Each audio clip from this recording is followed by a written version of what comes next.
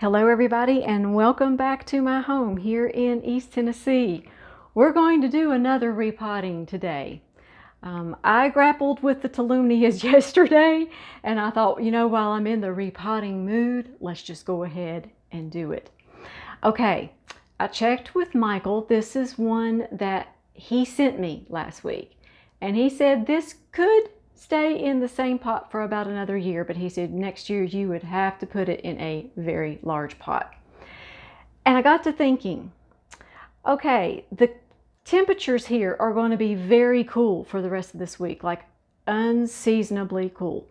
The high tomorrow is going to be 63 degrees. The low tomorrow night is going to be 48 degrees. That is a big difference between where Michael lives. He lives in Florida. And I'm thinking, I wonder, along with the cooler temperatures, and you just never know. And rattling the root system just a little bit, not stressing it, but just repotting and doing the tapping down of the bark and everything like I always do. I'm wondering if I can get this Phal to spike with cooler temperatures and just the disturbance of the root system. I have done this before and it's actually worked. So I thought, you know what, I can't wait to see this thing bloom. And he can't wait to see this thing bloom. And I'm just thinking, let's just go ahead and do a repotting. Let's just see. It's going to have to go in new medium within the next year anyway. So let's just go ahead and put it in some medium-sized Orchiata bark today. And I will be using medium-sized Orchiata bark from my sponsor, the Orchid Supply Store. And I'll also be using a 7-inch orchid pot from the Orchid Supply Store. They have everything you need to repot your orchids, your houseplants. They've got decorative pots. They've got just anything you need to grow your houseplants and your orchids. And they even sell orchids. I have some and they're beautiful and they grow so well.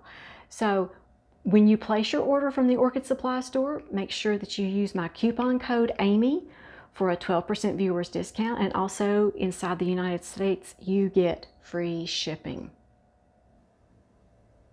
Okay, so here we go. This is Phal GZAAS Rainbow, which is Amabilis times Stobardiana. And it has got, wow, the roots. Oh boy, these are just beautiful, beautiful roots. So I'm going to be very, very careful. I have, wow, and this one is going to be, I can tell this one's going to be one of those that's kind of plastered in there. So I'm going to very gently just kind of, not wanting to damage anything. My goodness, I'm glad that I'm going to do this now instead of waiting for another year. You can tell the roots are, yeah, they are really in there. Okay, now you're going to come out of this pot for me, okay? This is, oh, and this is one of those really good orchid pots. This is going to be a doozy. Okay, I'm going to do everything I can to get that out of there without causing any damage, and I will be right back. Okay, I want to show you this, just in case you ever have this kind of situation. I have figured out that where it's stuck is up here. The roots have stuck. I can actually hear them kind of coming loose from the side of the pot. Also, what I've used, some slightly soapy, just like I don't know, half a teaspoon of some dishwashing liquid in some warm water. And you spray that along the sides of the pot like so. And it increases the surface tension and it unsticks it a little bit easier. And what are you doing now, Amy? Box cutter. Don't try this at home, kids. This is one of those super duper tough pots, heavy duty. I've tried everything. It is cemented in this pot. Can you believe it? Oh, hey, hey, hey. You got to do what you got to do. All right.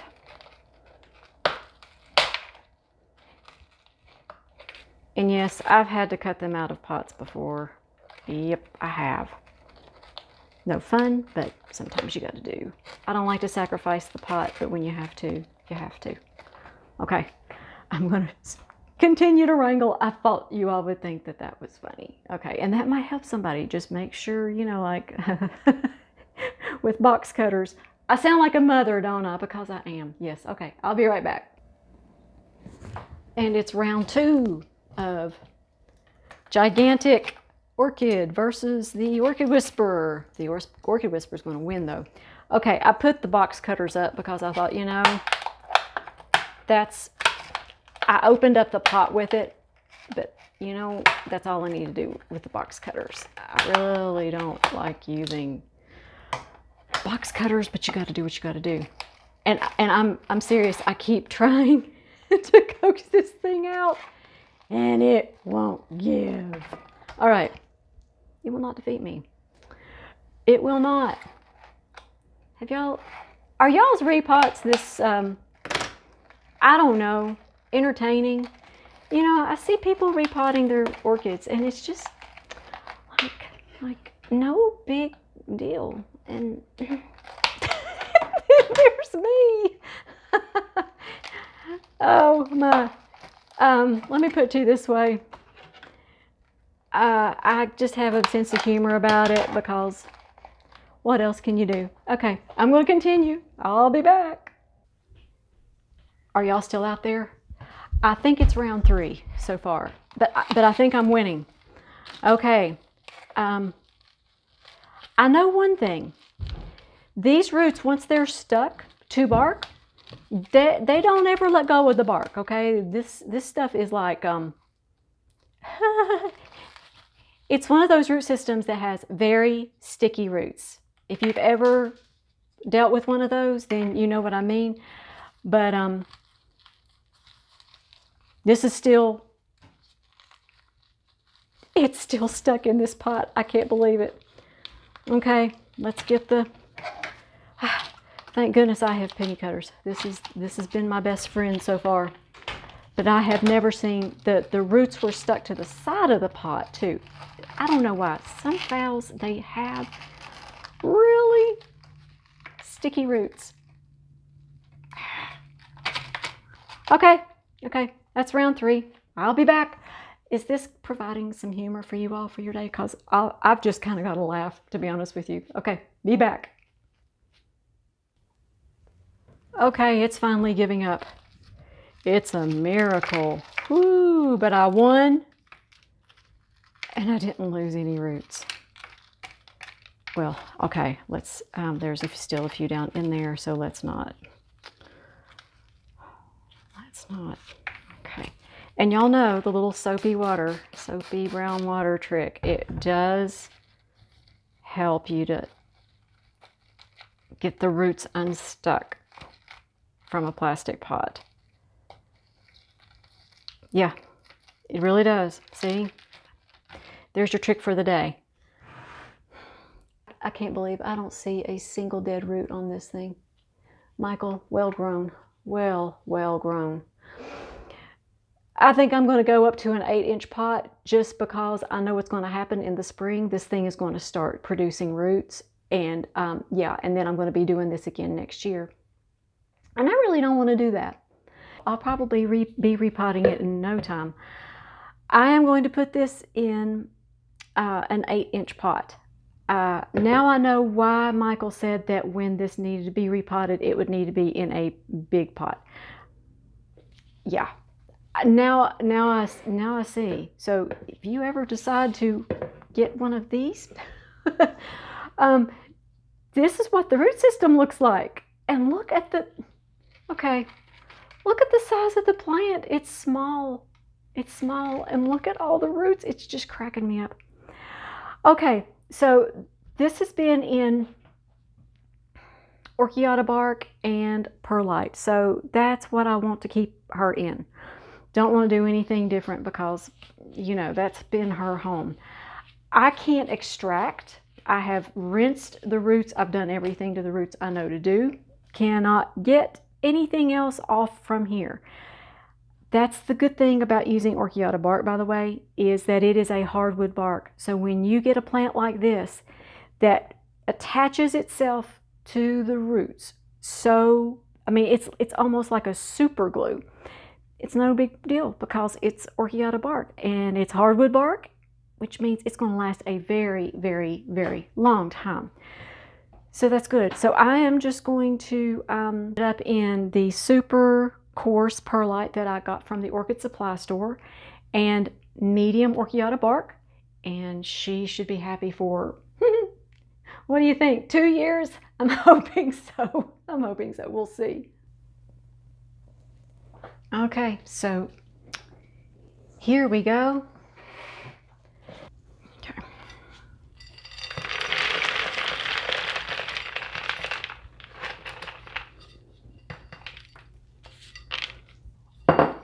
And I'm hoping that by doing this, this might trigger it to spike. Seen it happen before? You just never know. Hint, hint, little plant, hint, hint.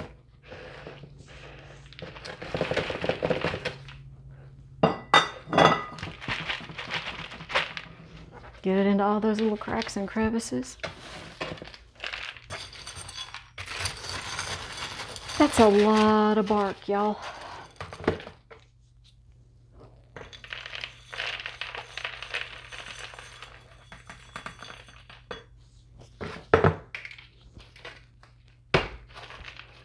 Now, do you see it has to get down in there?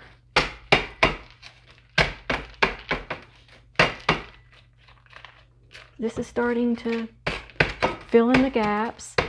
I'm tapping it, and it's filling in all these little gaps here. If you don't fill in all the gaps, it's no big deal. But as you water it for the next month or so, you're going to notice that the bark's going to fall down into some of these little cracks that you can't get initially. Phal GZAAS Rainbow is in its new home. Look at the top of the plant, knowing what you know about the root system. That's just crazy. I've never seen anything like it. Okay, so it's done. I hope that this has been as entertaining and fun for you all as it has been for me, because this has really been fun. I appreciate you all going on the journey with me. It's just fun to know y'all are there watching, and hopefully I'm giving you some tips that you can maybe use in your repottings in the near future. So y'all make it a great day, and before I end the video, I'd love to say the blessing over all of you, your families, and your plants. May the Lord bless you and keep you. Make his face shine upon you and be gracious to you. May the Lord turn his face towards you and give you peace. Y'all make it a great day. We'll talk to you next time.